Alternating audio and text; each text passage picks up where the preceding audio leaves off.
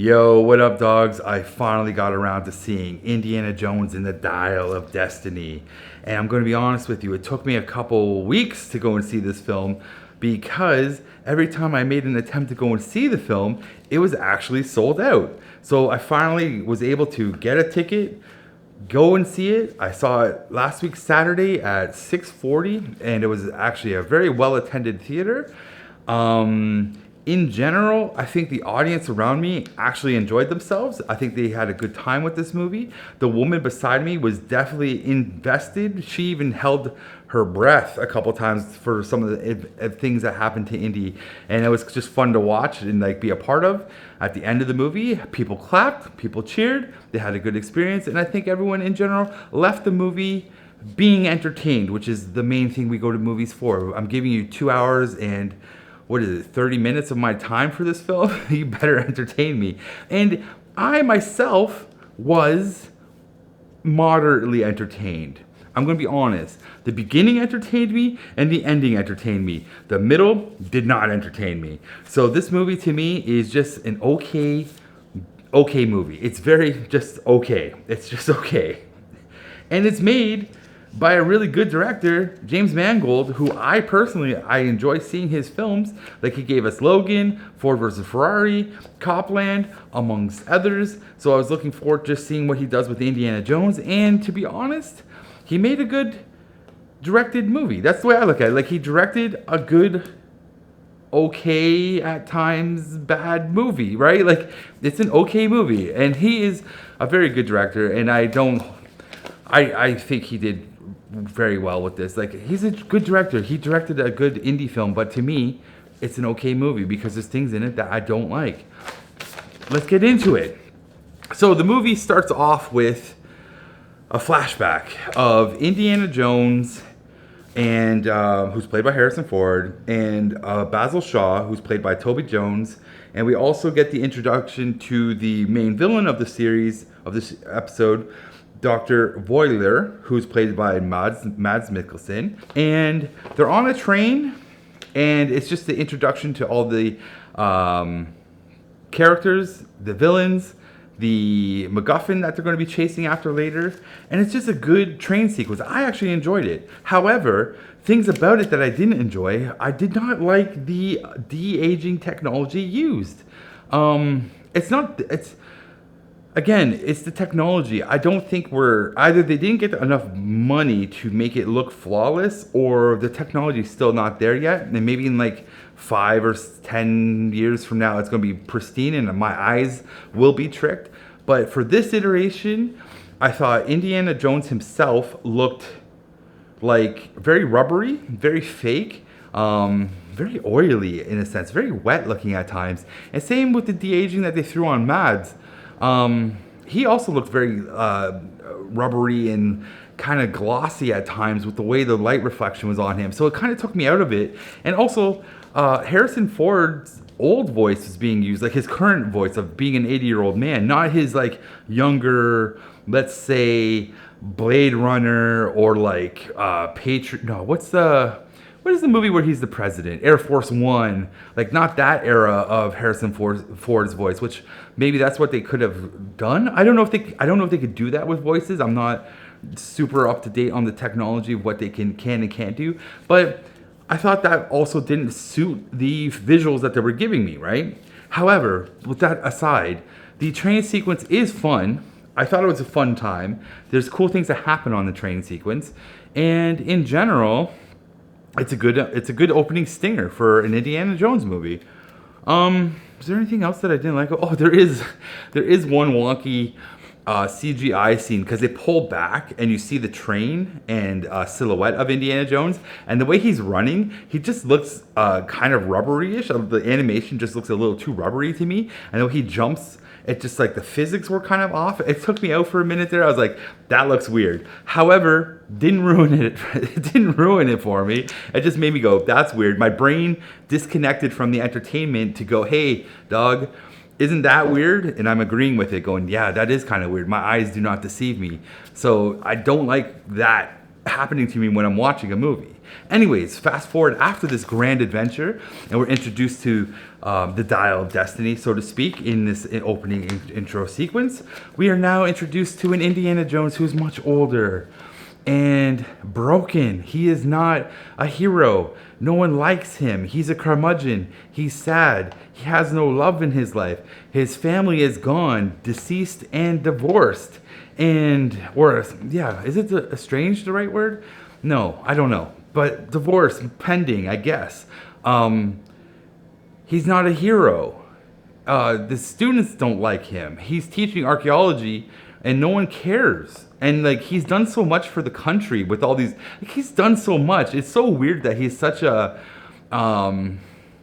it's just so weird that no one likes him. And like, he comes across as this very grumpy, disgruntled old man that hates the youth and hates life. Like, he's just been broken. And it's really in reflection of what happens to his family, I think, is what really brings him down big time. And I don't really want to go on an adventure with this Indy. I don't want to see this. I want to see an Indiana Jones who's ready to go on another adventure, even if it's begrudgingly going on an adventure. Like, you know, give me some of that Lethal Weapon. I'm too old for this shit. Like, I would like that Indiana Jones. If he's like, give me that guy who's like, I don't want to be here, but I'm here. You know what I'm saying? Like, give me that. Not this downtrodden man shell of himself who's just not here. Like, he's so disconnected, you know what I'm saying? But he's like forced into this situation because Helena Shaw shows up. That's his goddaughter from Basil Shaw, who's her dad, and she shows up and she's like, yo dog, where's the Dial of Destiny? I know you got it. And this whole thing, like, she's such a the problem with this movie lies in the combination of Indiana Jones and Helena Shaw. Now, if you're going to do this is now a buddy cop movie, let's say. This is what it becomes, a buddy cop movie. And let's take the best example of a buddy cop movie, Rush Hour. Now, if you have Harrison Ford, who is begrudgingly going along on this mission, then the sidekick or partner in crime, who would be Helena Shaw, needs to be more of a comedic foil and entertaining, not, for lack of a better word, an asshole, right? And her motivation and drive doesn't make any sense to me because she wants the Dial of Destiny. Now, I thought originally she wants the Dial of Destiny to, like, become famous as an archaeologist and restore her father's name, because she mentions, and so does Indy, that Basil loses his mind and kind of goes insane over the Dial of Destiny. And the Dial of Destiny is a device that can supposedly teleport you in time, right? So it's a time travel device. And he's gone insane and probably lost all of his credibility amongst the archaeologist groups out there. And I thought Helena would like to restore his glory and show that he is not indeed a quack. However, that is not the case in this film, because she steals it from Indy and in general takes it to the black market to just sell it. And I'm like, what? Like, what is this character? How can I get involved and be behind this character? Like, I don't want to see you succeed. You know what I'm saying? Like, I don't like you. You've made me have an unlikable character that's hanging out with Indiana Jones, who I'm supposed to like. It's a lot of conflicts of interest here for me, and I just can't get behind it. And what happens is, as she is trying to find the Dial of Destiny off of Indy, there is the Dr. Voiler crew, which is just a crew of, I don't even know, man. It's like the CIA is a part of it. Some big German brute who's like, it's such a weird crew that makes no sense at all. Like, there's no connection threads to why this crew is assembled and their motivation to work with Dr. Voiler, aside from, I don't know, like, is he just paying them? How is he in with the CIA? I know he is I know he works for the CIA as a doctor, as like a physician, or is it a physician or a physicist? Yeah, physicist. I think he's probably working on the bomb or something like that. You know what I'm saying? Or rocket stuff. But he is driven to get the Dial of Destiny because he wants to go back in time to undo the mistakes that the Führer did during the war, and he thinks if he can undo those mistakes, he himself could win World War II, and it would be a different outcome. So that is his motivation. So throughout the entirety of the movie, once the Dial of Destiny becomes in play and is exposed to the world, and this is where it gets kind of lame too, because the Dial of Destiny is in two parts. So they have to go, they already know the one part exists, so they have to go and find the other part. And this is where the movie should be fun and cool, and like we're exploring and we're trying to unlock codes and figure things out, like National Treasure. Give me some Da Vinci Code or something. Like, give me something to get interested in this. It just seems so paint by numbers, in the sense that what's his face, Shaw did everything already. You know what I'm saying? Like, or Basil Shaw already did all the legwork. That's why people thought he was insane. He's got all the papers. He's got everything. So Indy's just like, yeah, here's this thing. We got to go to the sea, the Aegean or whatever, and jump in there. And then we get Antonio Banderas' character, who's Renaldo, I think, which is just a pointless character who, I'm not even going to tell you what happens there. And then they introduce eels because Indiana Jones is afraid of snakes. So then we get that little underwater sequence. In the underwater sequence isn't a bad sequence. However, it's just too dark to see anything. It's a dark underwater scene. And I'm like, what is going on in here? I know you're fighting eels. This is weird, but cool. I do like underwater things. I would like to see Indiana Jones go underwater more often even. Give me a little bit of that Tomb Raider action. You know what I'm saying? I love adventure movies. And I'm down with them.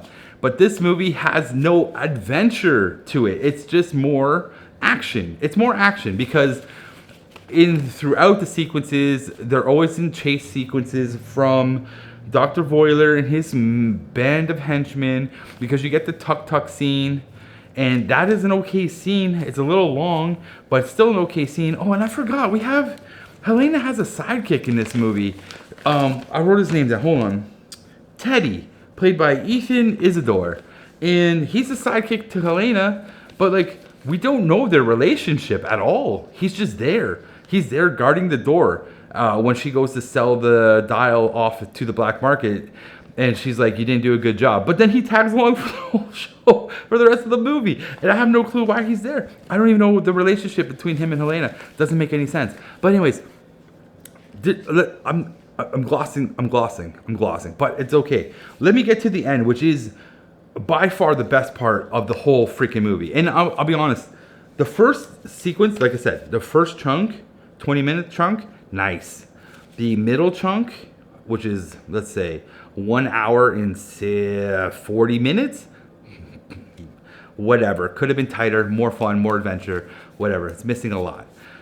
The last 20 minutes, so freaking cool. I can't believe they did what they did. And this is spoiler territory here, but let me just say what they did. So they put the Dial of Destiny. Wait, hold on. Spoiler warning. You got 5 seconds. Here we go. 5, 4, 3, 2, 1. Here comes the spoiler. So they find all the pieces to the Dial of Destiny, put it together, and actually go back in time with World War II planes and Nazi outfits on, and they're flying around, shooting down. I think it's probably Greek. I can't remember which war they're fighting at that time, but we'll just say Greeks versus Romans, and they're shooting them down with the freaking airplanes and these bullets and stuff, and the soldiers are fighting back with their trebuchets, I guess, or the tremors. I can't pronounce the ship name right now, but they're flinging ballistas, metal spikes at the planes, and they get impaled.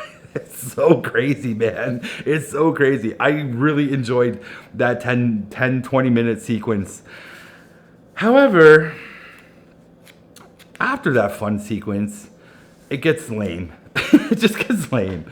But then it kind of redeems itself. Like, it's so weird because, like, it's just so weird. It's the ending, the last like 5-10 minutes of the movie after that fun Nazis versus Roman Greek centurions battle is so much fun. It goes to lame. And it finishes it off on kind of like a, whatever. That wasn't fun. And you know what actually is cool? I forgot to point this out. During their time, I think in Greece or whatever, we'll just say. I forget what city they go to. But there is a marionette play going on that they walk by that shows these Roman soldiers fighting a dragon, like a literal dragon. And I thought that was so cool because that is foreshadowing and setting up the payoff of them flash forwarding into time with their airplane fighting them, because the troops are actually yelling dragon, like that's what they identified the plane as, is dragon, and they yell it and they're shooting at it. And I just thought, maybe I'm the only one that caught that, but I thought that was super cool because when I saw it I was like, why are these, because I studied classical mythology and all that shit, and I was like, why are the Romans fighting dragons? This doesn't make any sense. And then when you see it happen, you're like, oh man, that was smart. Whoever came up with that one idea, that was like the smartest thing in the entire movie. And you know, kudos to you. I liked it. But that's it. That's the end of my review. That's it. Again, good movie. Really, it's an okay movie. It's like in that line of good to okay. I guess that's the same words, right? It's okay. Okay? That's it. That's all I can say about it. It's an okay movie. You're either going to like it or you're not. It's definitely one of those movies that you could just put on a rainy day and just be like, yeah, whatever, I'm cleaning the house, I need some noise. You might fall asleep watching it. You know what I'm saying? Like a good, one of those good eye rester movies. That's probably what this one is. Will it go into the collection? I think I would get it only if it came in the box set, because I know there's a box set out right now for the 4 that I want to get. So maybe if they release a 5-disc box set in the future, I would get it because I want the first 3 movies. So that's the only way it's going into the collection. That's it. That's it for me, guys. The next movie I'm going to go see is Joyride, which is a nice comedy movie. I can't wait to see that. And aside from that, that's it. I'm out of here. Peace out, everybody. Have a good week. And bye.